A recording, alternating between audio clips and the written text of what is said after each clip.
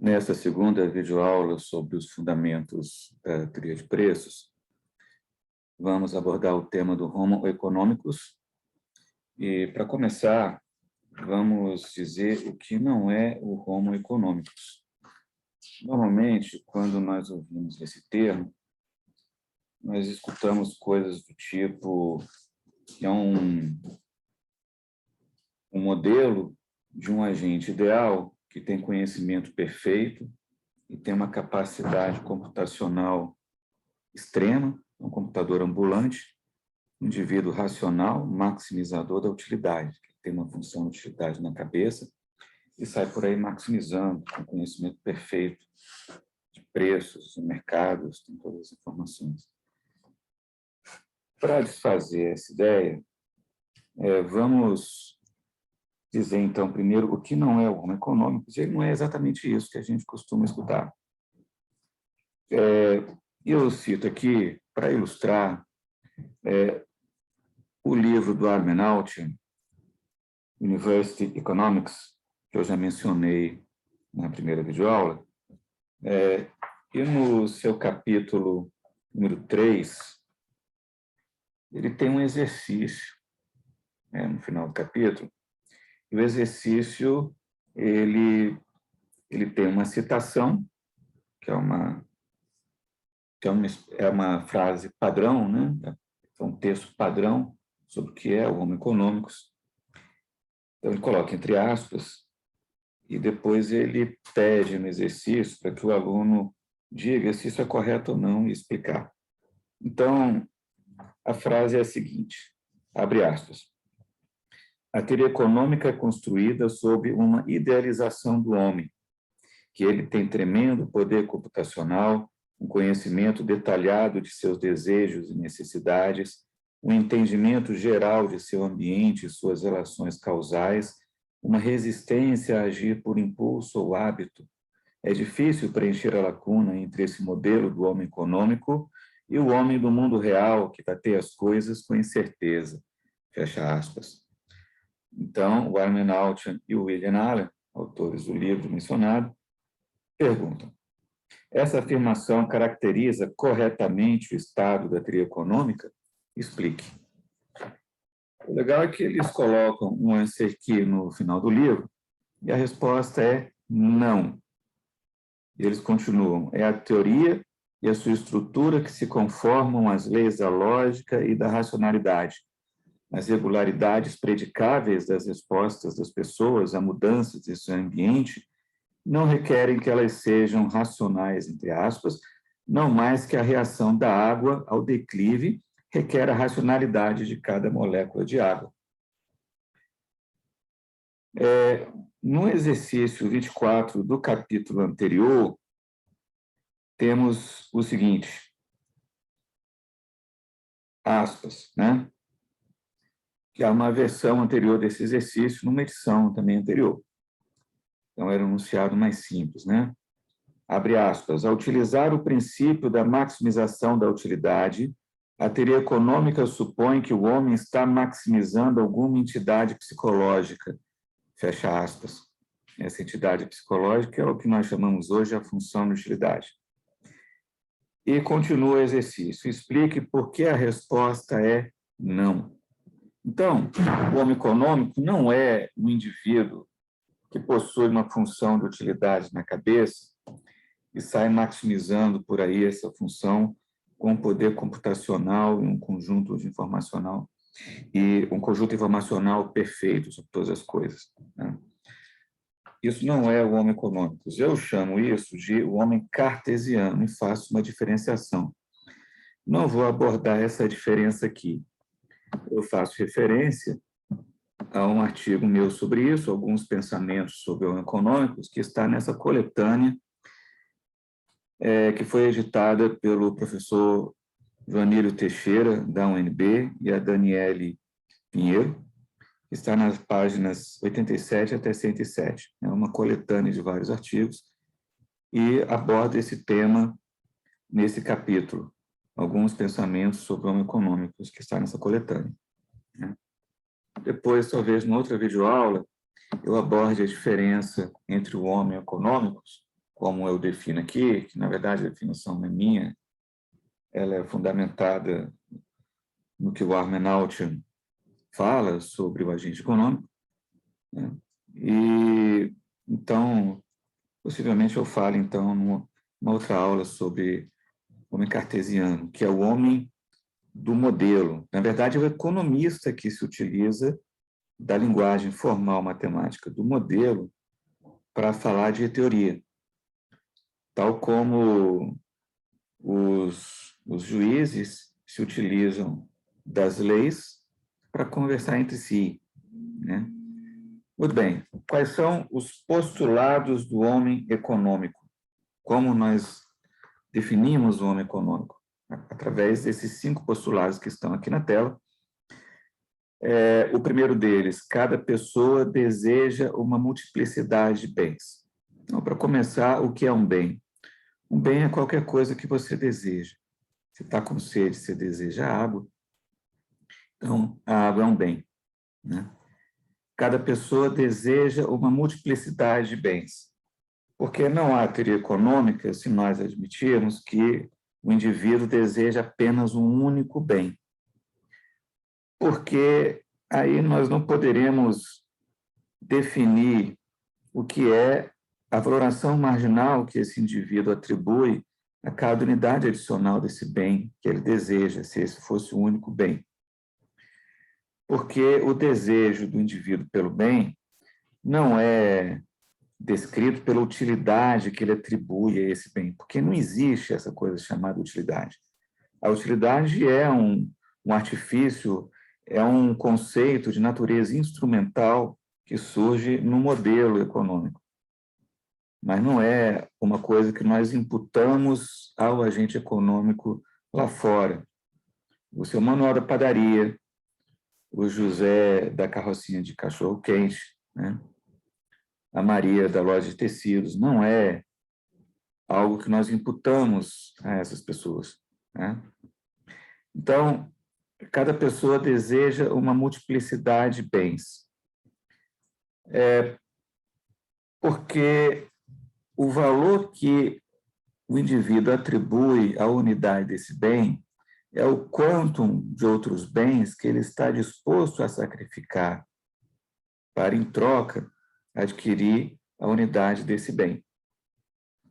Então, o índio, quando sai para caçar ou pescar num determinado dia, ele tem alternativas de pescar ou caçar. Se ele pesca naquela manhã, ele não pode caçar, porque não pode estar em 2 lugares ao mesmo tempo.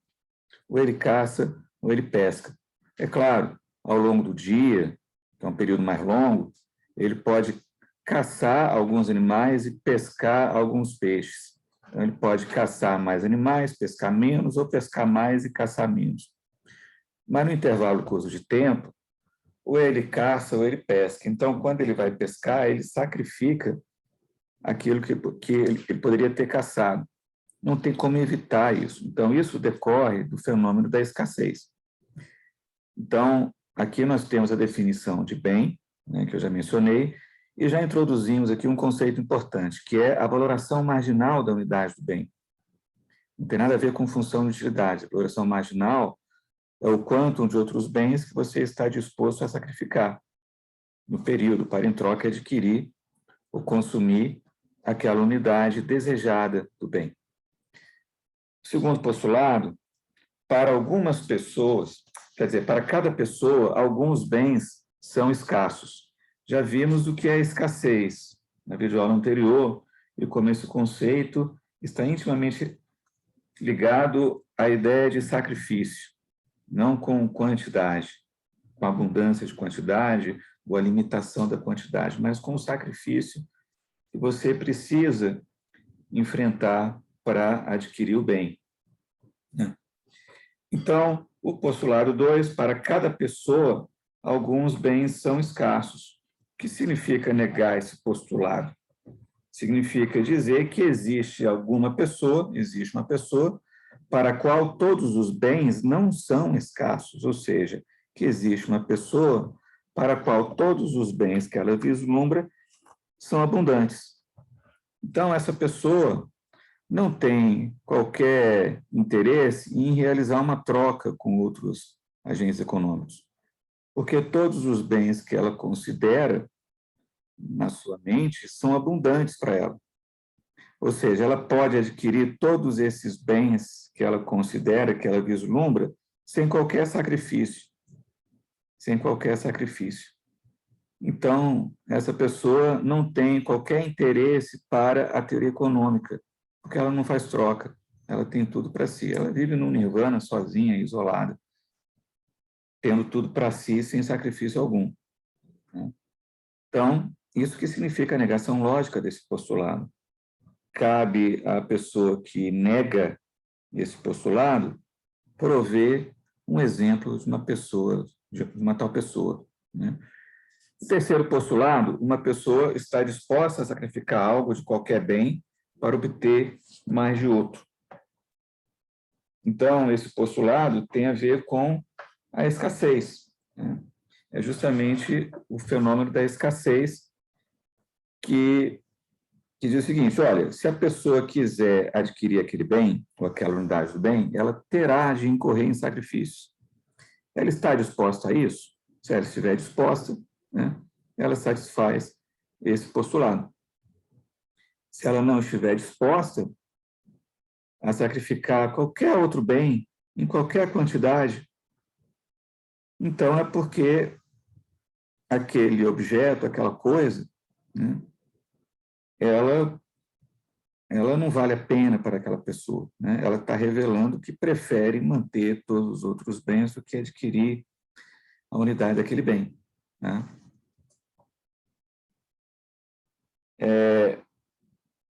Esse conceito inclui, como caso particular, também a ideia de mal, que é o contrário de bem, aquilo do qual você deseja se livrar, né? O quarto postulado: quanto mais se tem de um bem, menor a valoração marginal pessoal desse bem. Ou seja, o conceito de valoração marginal, assim como o conceito de escassez, é um conceito relativo, né? Se você tem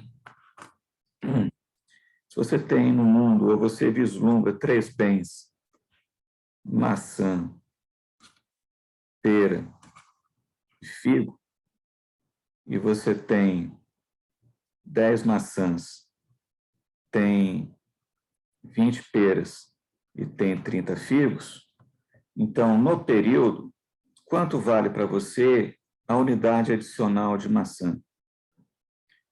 Então, você está se perguntando qual é a valoração marginal desse indivíduo pela 11ª unidade de maçã no período, aquela unidade adicional, de modo a ficar indiferente. Então, ele teria que sacrificar o consumo de outros bens para, em troca, consumir essa pera adicional, essa maçã adicional.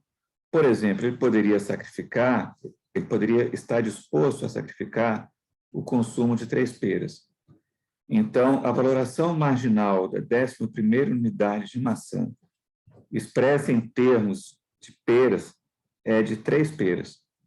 Mas poderíamos também expressar essa valoração marginal em termos do figo. Então, a valoração marginal daquela unidade adicional de maçã é 5 figos. Vejam que a gente não está expressando valoração marginal em termos de ofelinidade, ou de algo que você deseje, né? Ou a utilidade marginal. Não tem nada a ver com utilidade. É um conceito expresso em termos de quantidades, em termos relativos de quantidades, né? Mediados pela dualidade escolha-sacrifício. A gente pode expressar também a valoração marginal por quanta de outros bens, não necessariamente um certo quantum de um bem. Então, uma combinação de peras e figos. Por exemplo, 4 unidades de figo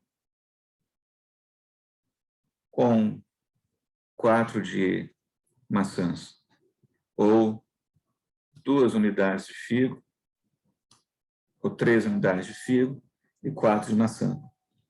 Então, quanto vale marginalmente aquela unidade adicional de maçã?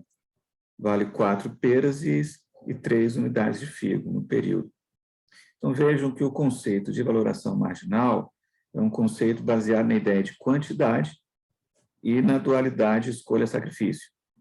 E é também um conceito relativo. É um conceito relativo, você escolhe, né? Agora, é claro, se essas quantidades tiverem preços de mercado, a gente pode expressar a valoração marginal em termos de um valor monetário. Isso, em economia, a gente chama de disposição marginal a pagar, marginal willingness to pay, ou preço de demanda, na linguagem do Harberger, né? Então, vejam que, para falar de valor, a gente precisa falar de preço, né? A gente se restringe à noção de quantidades, que é algo real, e a dualidade escolha-sacrifício. Então, o que o postulado 4 está dizendo é que quanto mais se tem de um bem, menor a valoração marginal pessoal desse bem. Para ilustrar isso, vamos supor que só existam 2 bens. Então, vamos tirar o figo da jogada. Vamos supor que existam apenas maçãs e peras. Então, aqui existe a noção importante que foi mencionada na primeira videoaula, de que a quantidade é um conceito ao qual subjaz também um lapso de tempo, né, no período. Por exemplo, é o consumo semanal de maçã, né? Por exemplo, você consome 10 maçãs por semana e 20 peras, é o seu padrão, tá? Se você for consumir uma maçã a mais no período, mudando seu padrão de consumo de maçã, você está disposto a sacrificar, vamos supor que você deseje muito maçã, você quer muito maçã, relativamente à pera. Então, você está disposto a sacrificar 7 peras no período, mudando o seu padrão de consumo, então, de 10 maçãs e 20 peras para 11 maçãs e 13 peras. Essas 2 cestas deixam você indiferente, né? Se nós fôssemos utilizar a linguagem do modelo formal matemático. Então, você está consumindo agora, no período, 11 maçãs e 13 peras, em vez de 10 e 20, respectivamente. Vejam que, relativamente à maçã, a pera está se tornando mais escasso para você. Se você quiser adquirir uma segunda unidade incremental, 12 maçãs por semana, você vai ter que sacrificar alguma coisa a mais de pera, né? Para consumir a 11ª unidade de maçã, você estava disposto a sacrificar 7 peras de consumo, né?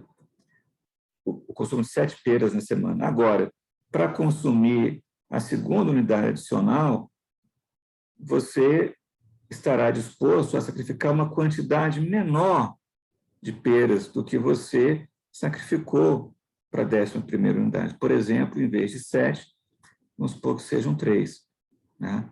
Porque a quantidade de pera está escasseando relativamente à quantidade de maçã. E pera para você também é um bem, você deseja os 2 bens.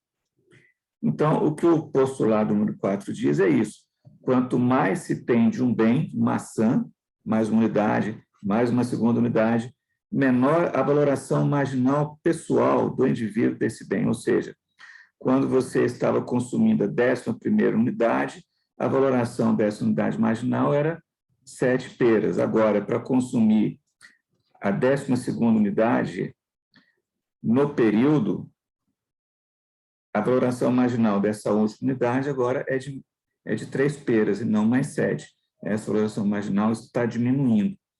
Isso se reflete no modelo formal matemático da teoria de preço, ou seja, maximização da utilidade, na ideia de que a curva de indiferença é decrescente e tem um formato convexo relativamente à origem, né? A gente vai ver isso daqui a pouco. O 5º e último postulado é: nem todas as pessoas têm idênticos padrões de preferência. O padrão de preferência aqui é caracterizado pelo mapa das valorações marginais do indivíduo para cada unidade de cada bem. Então, esse postulado número 5 está dizendo é que as pessoas são diferentes. Então, elas têm mapas de indiferença distintos.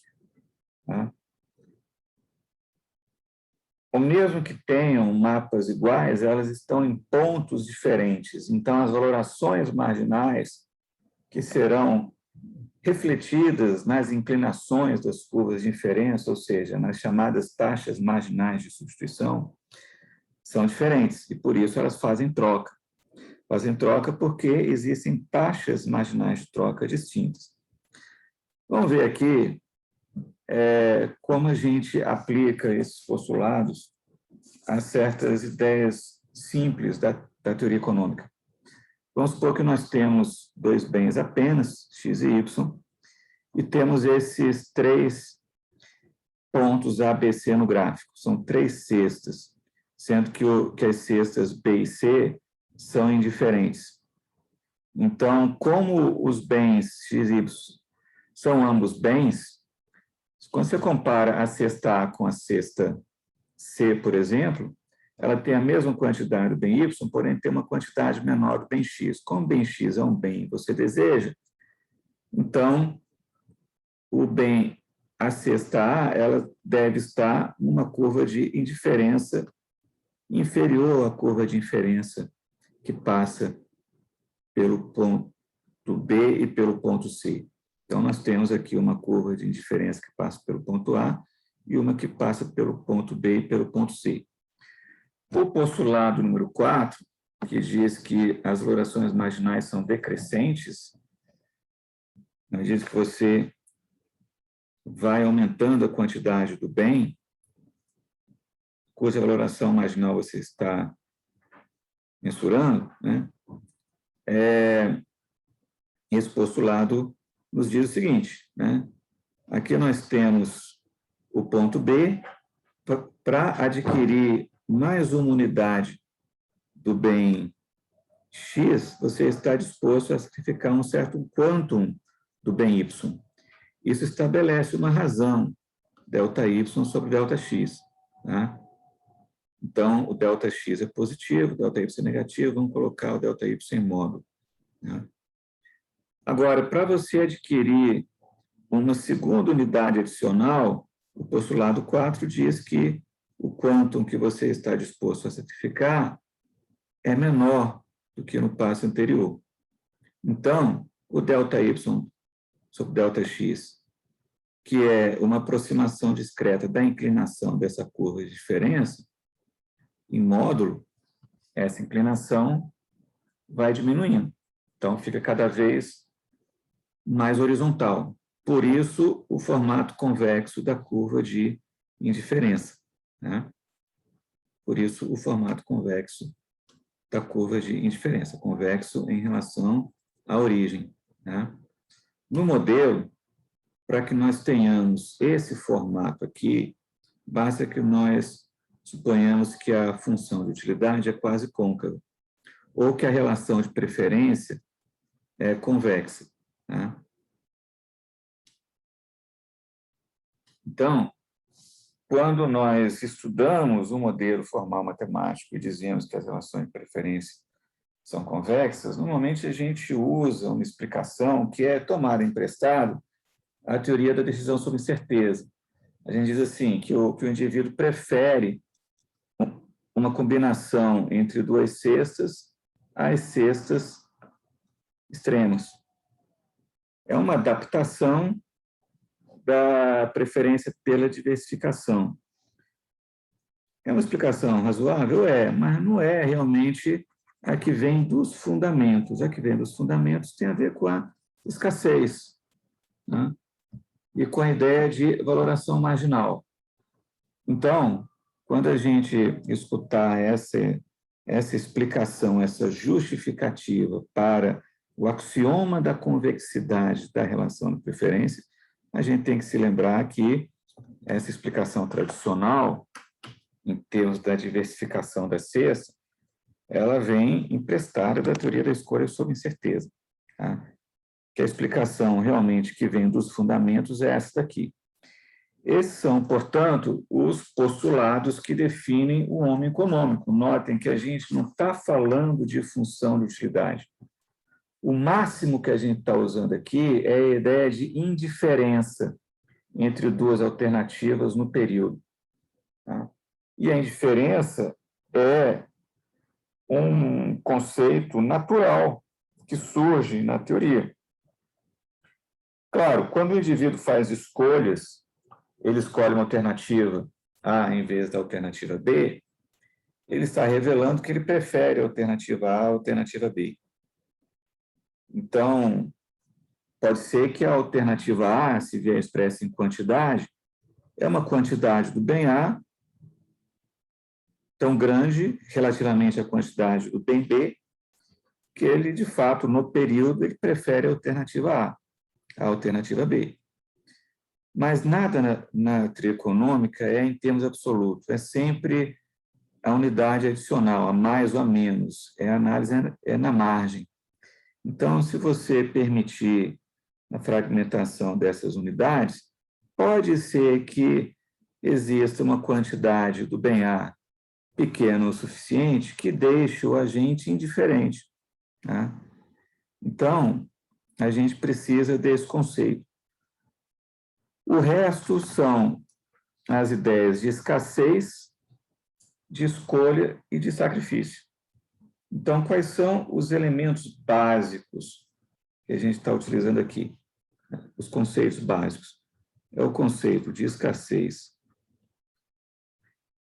de escolha, de sacrifício e a ideia de indiferença.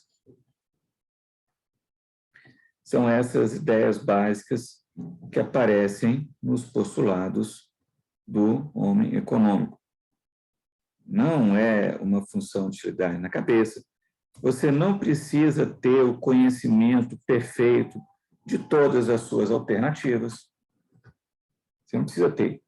Diante das alternativas que você tem e que você vislumbra, das alternativas que estão na sua mente, você tem que tomar uma decisão e a gente postula que o seu processo decisório é baseado nesses princípios. Basta isso para nós termos o homem econômico. Né? Basta isso. Né? Nas próximas videoaulas, eu vou dar um exemplo, que é um exemplo da economia pública. Vamos aplicar isso aqui às chamadas taxas de Lindow, que são impostos personalizados para a provisão e a produção da unidade de um bem público.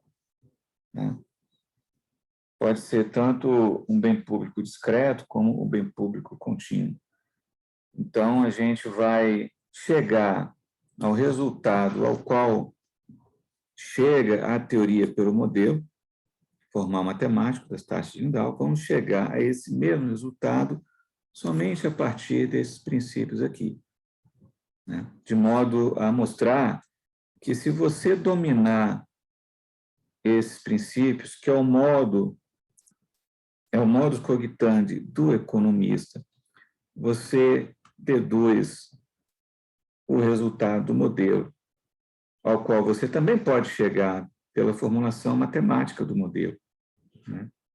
Então, isso será para uma próxima videoaula. Né? Com isso, meus caros, terminamos aqui a exposição dos princípios fundamentais que definem realmente o homem econômico. Tá? São princípios retirados das ideias do Armen Alchian, né? Primordialmente do seu livro com William Allen, University Economics, que é o livro que eu realmente recomendo para quem quiser aprender teoria econômica. Né? Para mim, é o melhor livro que há sobre a teoria econômica. Até a próxima videoaula sobre os fundamentos da teoria de preços.